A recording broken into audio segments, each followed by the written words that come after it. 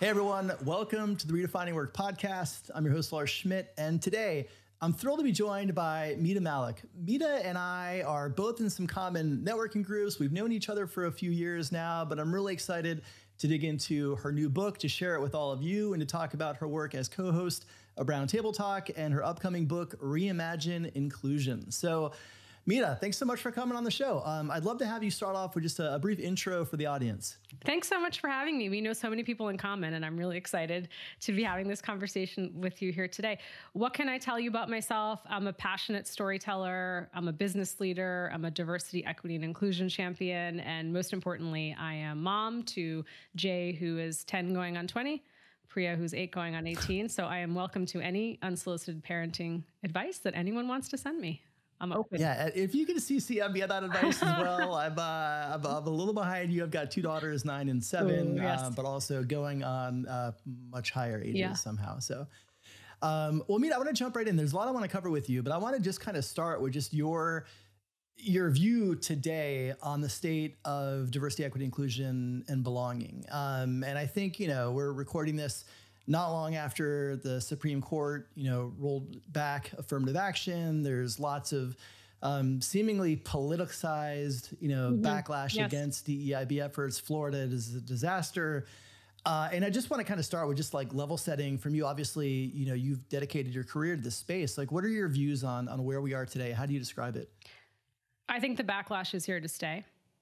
I am a half glass full person. I always joke my husband's half glass empty. We make a good pair. But I do this work because I am hopeful and optimistic, Lars, that the world of work will be different for our children. And that's why I do this work. I don't want any of our children to have the experiences I had. But look at the state of the US right now.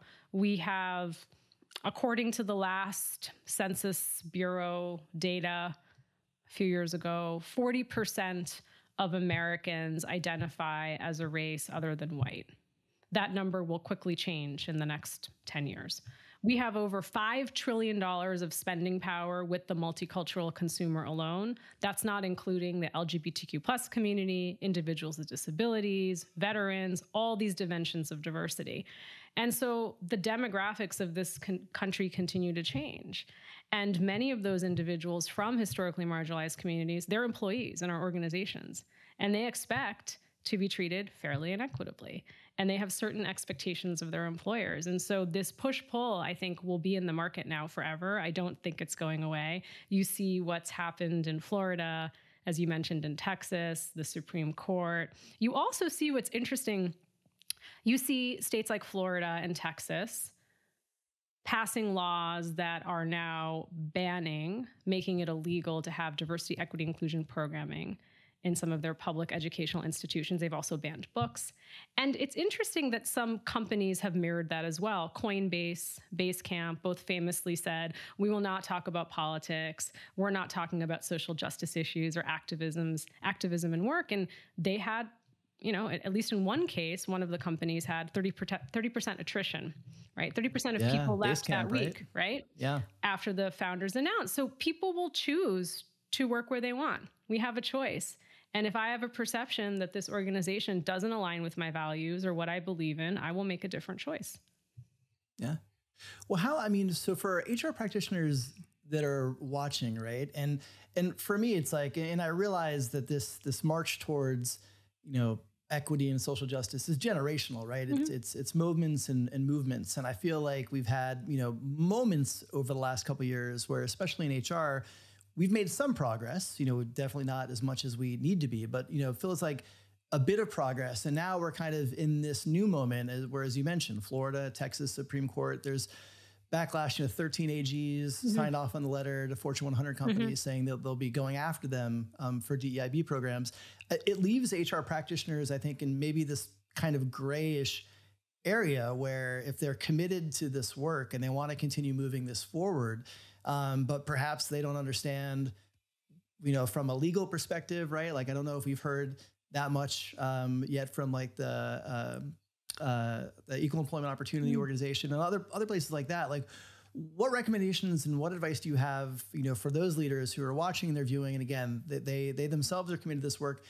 They don't really understand the kind of potential legal implications of, driving DEIB programs within their companies? Well, at this moment, as we're having this conversation, things change very rapidly. The EEOC has said that the ruling from the Supreme Court Justice does not directly impact workplaces. We also know that it doesn't. Legally, it might not, right? But there is fear, there's uncertainty. What does this mean for my workplace? I think now's not the time to back down. Because here's the thing, if you back down now, if you decide to dismantle your DE&I efforts, if you decide to let your chief diversity officer go, if you decide to cancel your supplier diversity programming, you get rid of your diversity sourcers, diversity recruiters, you will be left behind, right? You will be left behind because if you have done all this work and today you say, I'm just going to erase it. I'm scared. We're not going to do this anymore. Where will you be in 10 years? And so to your point, if you are uncertain, you need to be educated. I always say, Lars, there's no such thing as experts anymore. I'm not an expert. I just have deep expertise. And so I've also had to educate myself and talk to outside counsel and understand what this might mean for my company or other companies. And so do that. But when I talk about my book, Reimagine Inclusion, Debunking 13 Myths to Transform Your Workplace, the thing that I always go back to is, what does inclusion mean? Like, let's start there. What does inclusion mean? Inclusion means that I feel valued, seen, recognized, my voice matters here, and my work matters here. And that is the biggest retention tool we have right now. Because if you can provide me that at your organization, someone else comes around, offers me $20,000, $30,000 more, honestly, that's not worth it to me. Because what I have here is so amazing. Maybe 100,000, right? Joking. But there's a number eventually. Let's go back to what inclusion is about, right? Yeah. It's making sure we all feel valued in our workplace. Because what am I going to do spending all this time at work when I feel devalued? Like, why would I stay? And so let's get back to why we do this work. And really, when I feel included on your team, Lars, you have not just unlocked the potential of the company, but you've unlocked my potential. That's why you hired me. And so if we can go back to why we're doing this work, that's what's really important. Go back to why you're doing this work before you decide to cancel it. Yeah. Well, I think you raised such a good point on, obviously we've seen some of the numbers around chief diversity officer turnover over the last, 6 months, even 3 months. And I think, these programs, these initiatives, they take time to build, they take time to nurture and to, kind of have results for the organization. And this is so short-sighted for me in this initial perhaps pushback that companies are going to pull the plug because it's going to leave them behind. You're right. The country is not getting less diverse and representative. It's getting more. And so it's going to leave them behind. And then they're going to have to come back to this at some point and, they're going to have to try to stand it up all over again. And that's going to be a much more difficult place for them to be in. I mean, if we're talking to HR practitioners right now and HR leaders, if you're listening, many chief diversity officers sit in HR. Some of them sit on the C-suite. They're reporting to the CEO, sometimes reporting to the CHRO. The biggest thing you can do to help your diversity, equity, and inclusion efforts is make them measurable, make them accountable.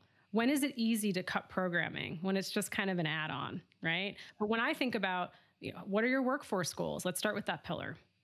All the way from entry level to the board. Like, how are you thinking about, are you representing the communities in which you operate in? Succession planning, sponsorship, all of that. The second is products and services. How's your brand showing up in the marketplace? What communities are you talking to and which communities are you ignoring and why? The third is supplier diversity. I've worked for a lot of big public companies, Lars, and it's like we write the same several $million check to the same supplier, to the same vendor, the same people making the commercials. And you're like, why? Like, that's a huge power and impact if we actually look to create more wealth with small business owners, right? And then the fourth, which we're getting into, is the values, right? Like, you can put it right now, put something on Instagram, have a nice little quote. And the question is my company really going to stand up in the moments that matter? And so that's where HR practitioners, leaders can be helping, is like, throughout, build an inclusion ecosystem, like I call it, and make sure that there are goals along the way and embed them into the business, because inclusion is a driver of the business.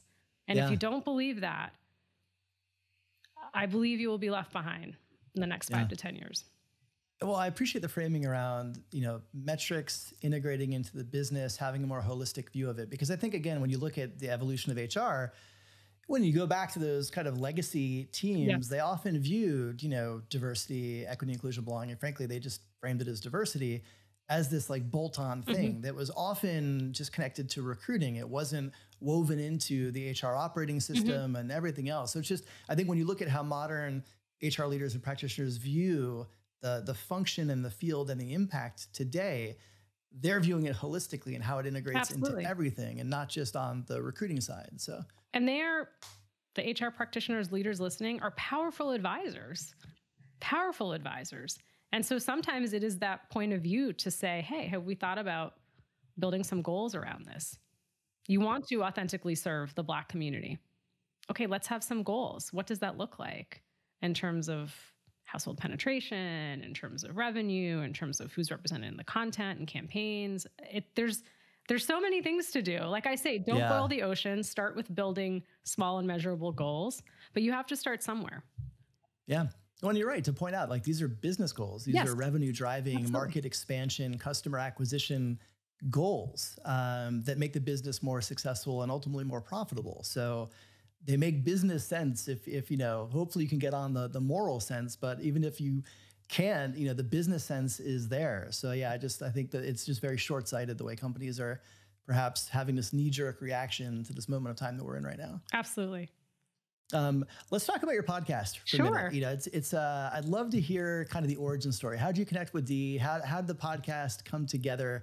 I'd love to start there, and then that may or may not be a segue into the book, but I definitely want to dig into the book as well. But let's kind of start with the podcast and how that came together. Well, as a parent, you might relate to this. I measure things in terms of how long my kids have been on this earth. So my daughter is 8. I met DC Marshall when I just came back from parental leave at the time, and I was looking for an executive coach for myself and my team. Then I brought her in to do some business and work, sponsored some conferences she was involved in. So we were client and vendor, business relationship.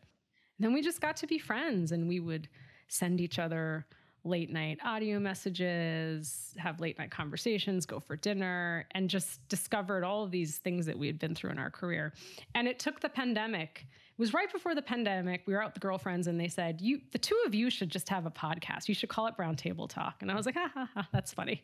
And then the pandemic happens, and you start to reset and evaluate things that are important in your life. And I thought, why couldn't we do this? And so I believe I can upskill myself on anything, Lars, but I didn't want to upskill myself on the technicalities of running a podcast like you do. So we hired someone, Rich Cardona Media, and his team. They've been phenomenal. But it's really, the podcast is, I believe, in many ways, a love letter to my younger self of all the things I experienced in the workplace. And I wish that she had more people to talk to about it. And so we talk about the challenges women of color face, what it takes for women of color to stop surviving and start thriving in their workplaces, allies. We invite them into the conversations, and myself as a brown woman, a South Asian woman, and Dee as a Black woman, we come to the table to talk about some really, I would say, honest conversations. We spill some tea. Yeah. Well, I think, look, it's you feel, you can see the chemistry. Like when you listen, it's clear that the two of you have like each other. Yeah, you like each other. That's a healthy start for a co-host for a podcast. But you can just tell, and I think that it invites us into stories that, again, I'm a white male, so stories that I don't always have a window into, which I find really refreshing and helpful. When you think back to the episodes that you've recorded, I as a podcast host, I would ask you for your favorite episode, because that's not. You're like asking me to pick between my children. Don't do that, Lars. Yeah, I know better, right? So I'm not going to do that. But I feel like, over the course of a series, there usually is like, maybe more than one, but there's a particular episode, a particular conversation, a particular moment in time in recording that you can't forget, right? It's burned into your kind of psyche at that moment. And even, months or years later, you can remember exactly where you were in that conversation. And so I guess with that framing, again, not a favorite episode, but maybe just a moment that stands out to you. Does anything come to mind? I think the theme that we've done a few times of having work stolen in our workplaces. And I thought that had only happened to me. This was one of the first episodes we actually did. We self-funded the first 8 episodes of the podcast. And I'll never forget the day that we self-funded and it's going to launch. And Rich Cardona emails me and says, "Are you going to tell anyone you're launching?"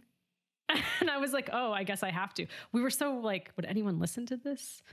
Is it valuable? Is it relevant? And then LinkedIn came knocking and we became part of the LinkedIn Podcast Network. But one of the first episodes we did, which we have done a few times, the theme of making sure that you are paid fairly and equitably, free is canceled, not to have your work stolen, happens on LinkedIn all the time. I've been talking about that.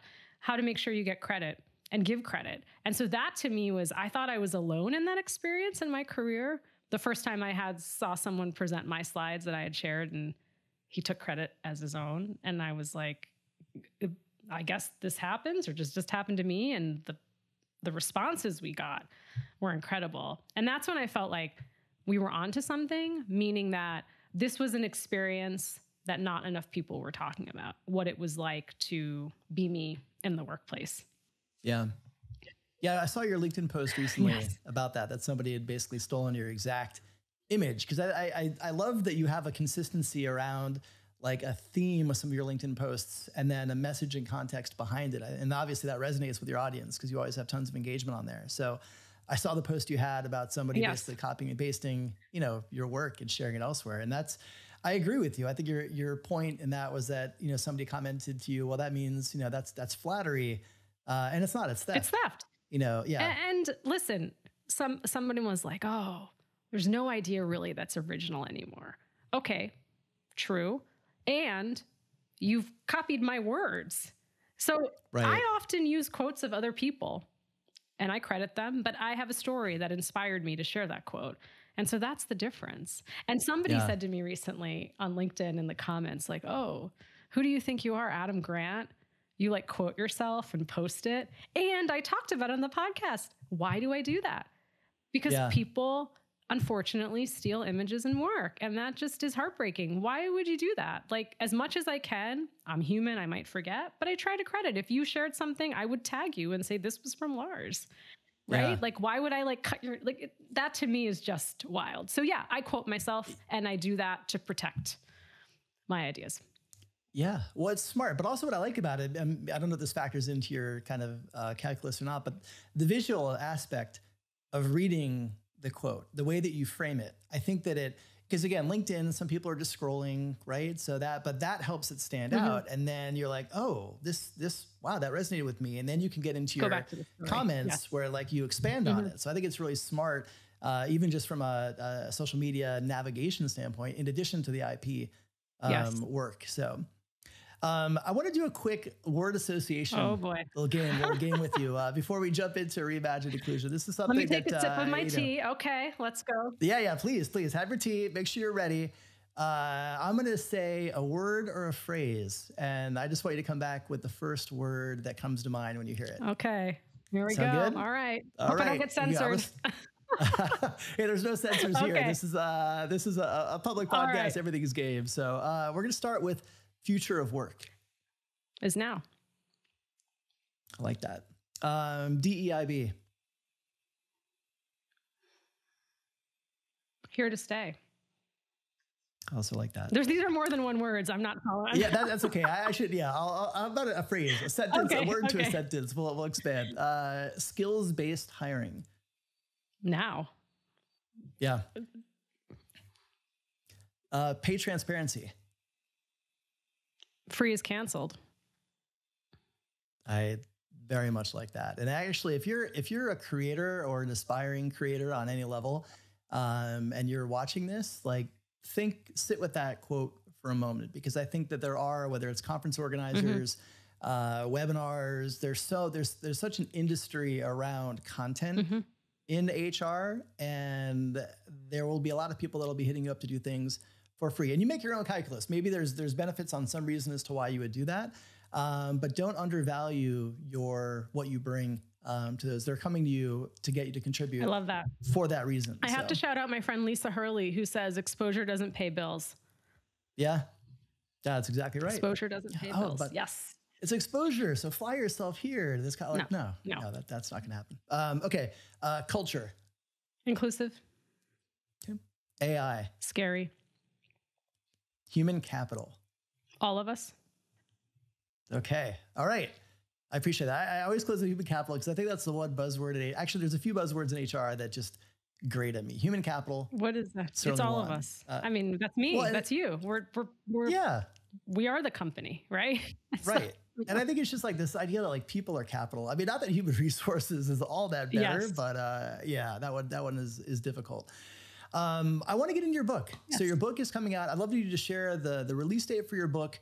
And then give us the origin story. Like, how did this book come to be? So the book is coming out October 3rd, Reimagine Inclusion, Debunking 13 Myths to Transform Your Workplace. You can pre-order on Amazon right now. And the book took me 4 years to write. I wrote it 4 years ago. Let me go back to my original origin story, which is my mother has reminded me that I have been writing ever since I could pick up a crayon. I was the proud co-editor of my 5th grade elementary school newspaper. I wrote a screenplay in high school that was the equivalent of my big fat Indian wedding. I don't know where that is. Probably my mom's basement. I have to find that. But yeah, I did that. I hope that still exists somewhere. Yeah. I left undergraduate degree, graduated from college, and wanted to be a writer. I wrote 3 novels. I had an agent. She dumped me in a really unkind way over email. But I wrote 3 novels over the course of 2 years. Each time I was like really young and stubborn, someone would give me feedback and I'd be like, I'm just going to write another novel, which is what I did. I then went to graduate school. So I was passionate about storytelling. So I said, I'll go into marketing. I don't think I can make a writing career and pay bills, right? Not going to pay my bills. And then I wrote a 4th novel. Didn't get published. I had a nonfiction proposal that didn't go anywhere. And then I started this track in corporate America. I share this because I'm not an overnight success. I've been writing ever since I could write, and I've wanted to be a published author for a very long time. And so 4 years ago, I started writing this book, and I had an agent, and I got all kinds of feedback, like, come back to me when you have a book more like Sheryl Sandberg. There are a lot of people who look like you writing books like this. Mita's writing pops off the page. She's a masterful storyteller, but she doesn't have a following. No one's going to buy this book. And how do I know this, Lars? Because you know how some people have a rainy day folder? I have a rainy day folder. It's like the love notes people send you. So when you feel bad about yourself, you go back and look at all the nice notes. I have a rejections folder. So I have over like 40, 50, I don't know how many rejections that I got for the book. And I have kept them all, not to feel sorry for myself, but to be like, oh, wow, like, look at how far you've come. And a friend of mine, Land Fan, when I was at my lowest, said to me, she's the founder and CEO of Community of 7, so go check her out on LinkedIn. She said to me, just do what you do well, which is community and conversation. And so I started the podcast and my LinkedIn presence actually finally landed me the book deal. Yeah. Well, I appreciate the origin story. And I think it's interesting. Like most people who will buy a book from an author who maybe they know the author, maybe they followed them on LinkedIn or elsewhere, maybe they haven't, but they often don't get that origin story of really knowing like all of the blood, sweat, and tears. It is not easy. Well, creating a book. You know as well. Yeah. And it's interesting because, you hear these stories about like books being auctioned. For people listening, right? If you get an agent, you have a book, you have a proposal, and if it's like a really hot one, publishing houses will bid on it. They'll drive the price off. And I was like, oh, that's going to be me. So no, nobody bid on my book. It took me 4 years and here I am. But you don't hear that. You're right. You just see the end product and people don't realize how much work these things take. Like it did not happen overnight because you just see the glossy, here's the book cover, here's the images, the book tour, and it's a lot of work. Yeah.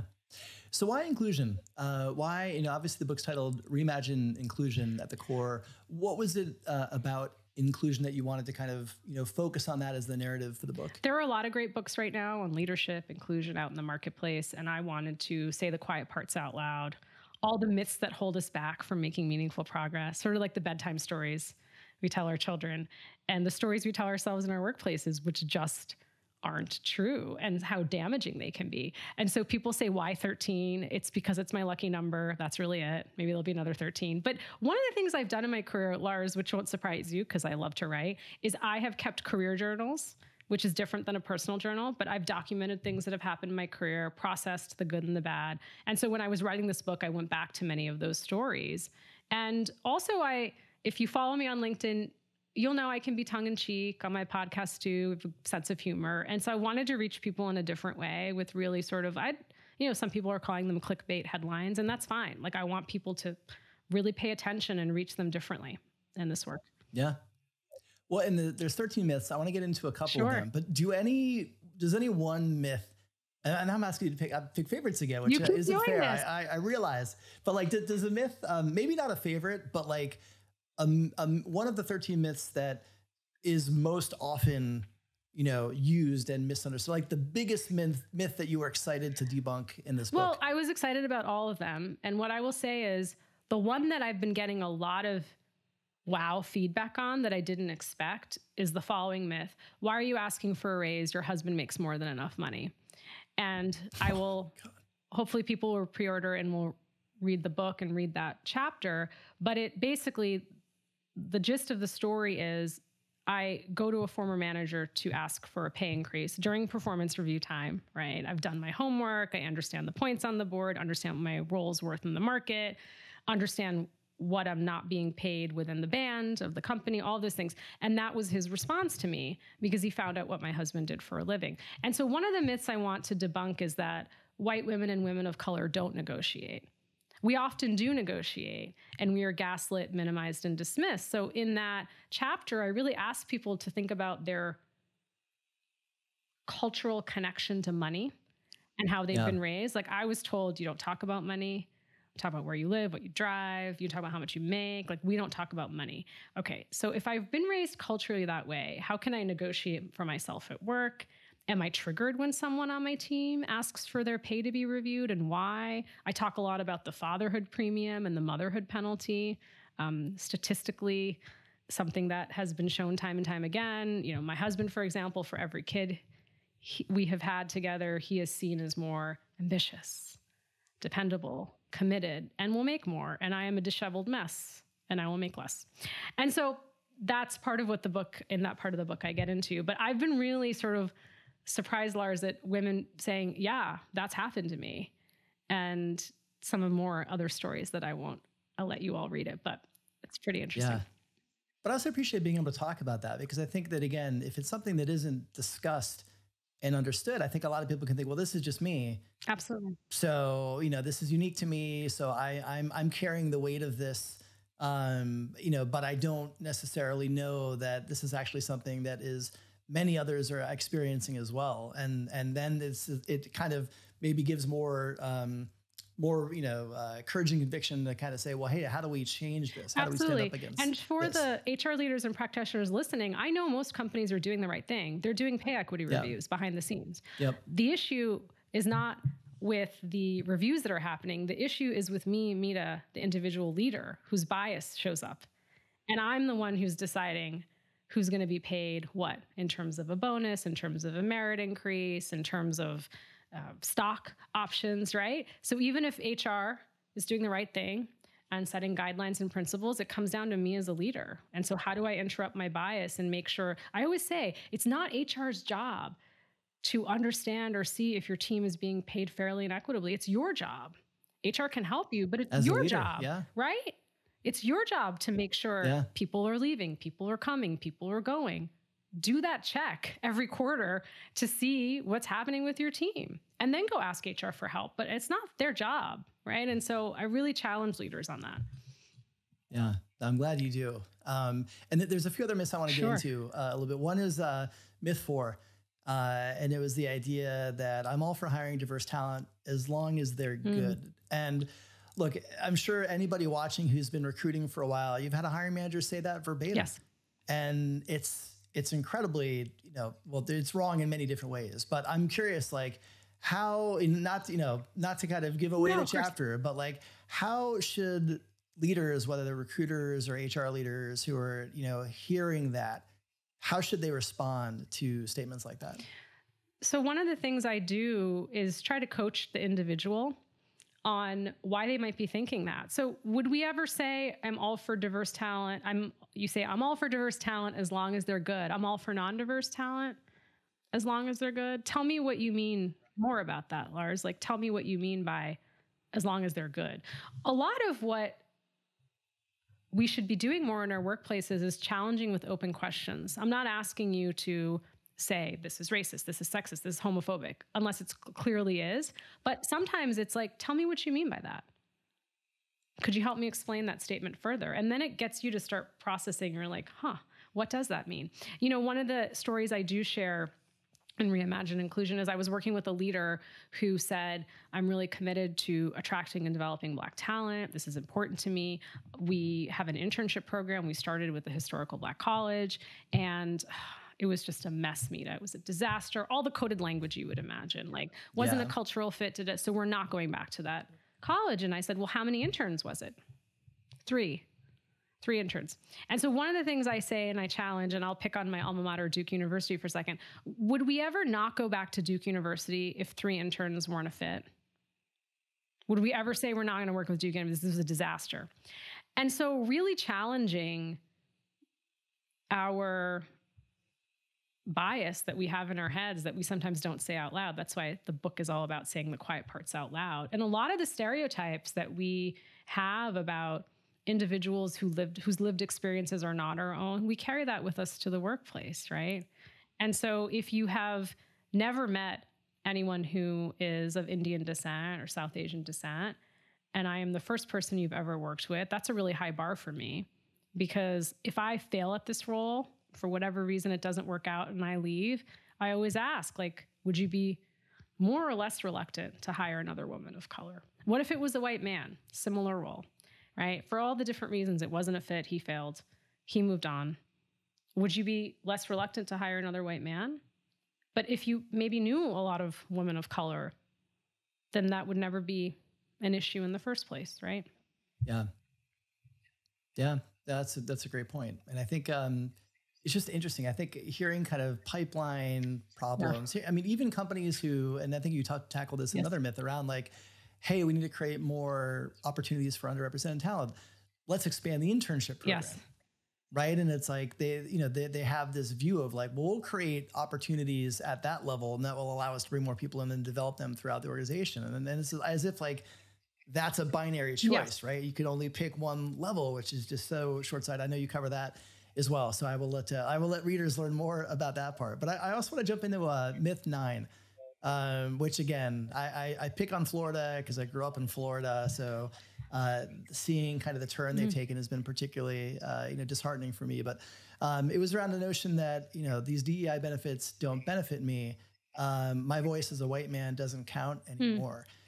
And I found, the title is profound and it makes you think. But I think when you also look at the environment that we're in and some of the backlash.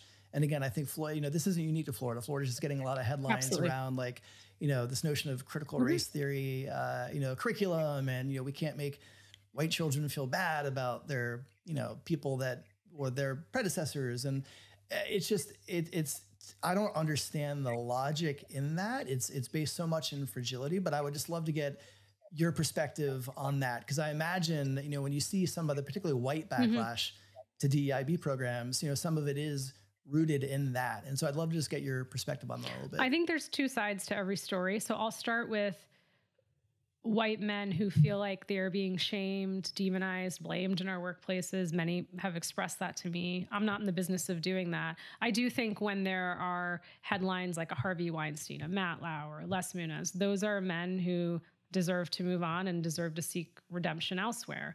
And really just understanding that in our workplaces, I do think majority of the time people have really good intent and the impact doesn't land the way it should.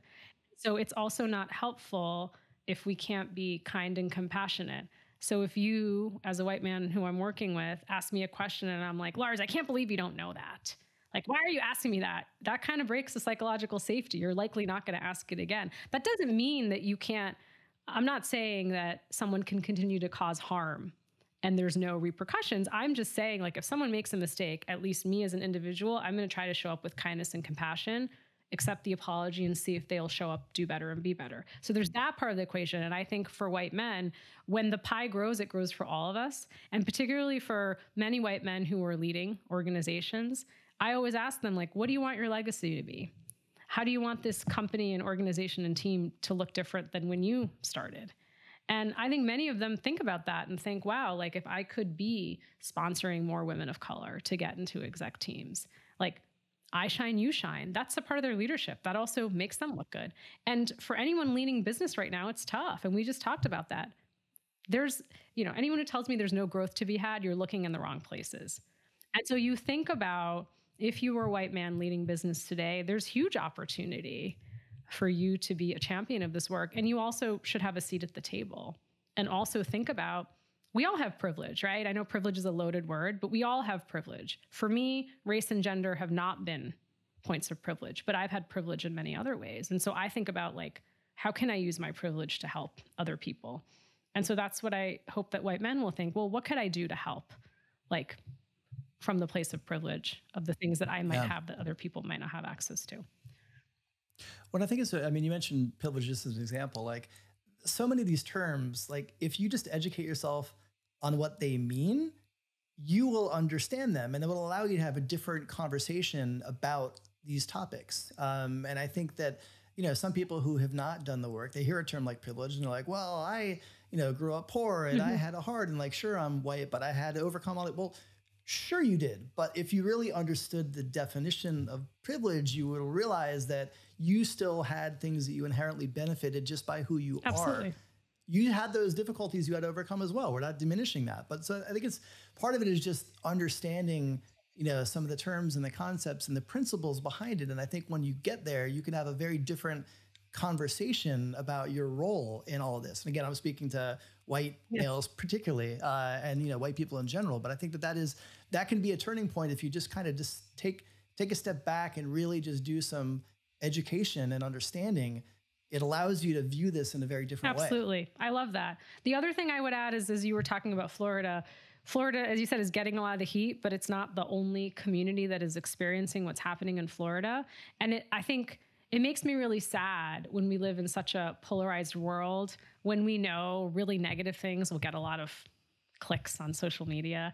So I ask people to not fall into the trap of embracing that fear, because sometimes when it's an experience that you don't understand and you haven't lived, it's easier to other it and to say, that's anti-woke, that is political, that is, all the labels that you see. And it's like, well, no, let's stop. Like, when I have leaders, for instance, Lars, say to me, I don't know if I should talk about that. That's really political. And I will coach them to say, well, isn't it through the lens of privilege that we see that? So for example, Black Lives Matter, anti-Asian hate crimes, Islamophobia, anti-Semitism, anti-LGBTQ legislation. I don't think anyone who belongs to any of those historically marginalized communities would say that's political. That's a human rights issue. That's life and death. And so if you can take the moment just to stop and think, oh, well, maybe it's not political. Maybe it's just about protecting individuals. And then all of a sudden your lens changes. But it's easy when I don't know that experience for me to label that, because it's just the fear that I'm like, let me just put it over there so I don't have to deal with it. Well, I think you're right too, because when you think about the framing of those things as political, from my vantage point, like, it seems like it's often those in power, who are most often white men, who are framing those things as political. I'm certainly not exclusively, but because it is an experience other than their own. They don't understand it. They don't. And then again, I agree with you completely. It's a human rights issue, but I think that they have a hard time sometimes seeing it that way. And if we could just kind of get them to maybe reframe that in their mind, they're able to look at it in a very different way and kind of have more compassion and understanding and even curiosity about lived experiences other than their own. Absolutely. I go back every year to the Trust Barometer survey that's put out by Edelman, which is one of the world's largest communications firms. And like, many individuals feel like, however you identify politically, that government is failing us. And when government is failing us, it's an opportunity for businesses to step up. It's a huge opportunity, and there's still trust in businesses. And so to anyone, HR leaders, practitioners, leaders listening, like, you have a big opportunity. It's a big moment right now to stop that fear, the fear. No, I like that. And again, I think there's so many great lessons in the book. So if you're watching or listening, you need to get your hands on this book in October when it comes out. And if you're not a subscriber already to Brown Table Talk, fix that as well, because you're going to get some great information and stories in both of those assets. So Mita, I appreciate the work you're doing in the space. I appreciate your voice and I appreciate your leadership, and I appreciate you making time to join me on the podcast. Thank you so much. It was an honor. I really enjoyed it. Thank you, Lars.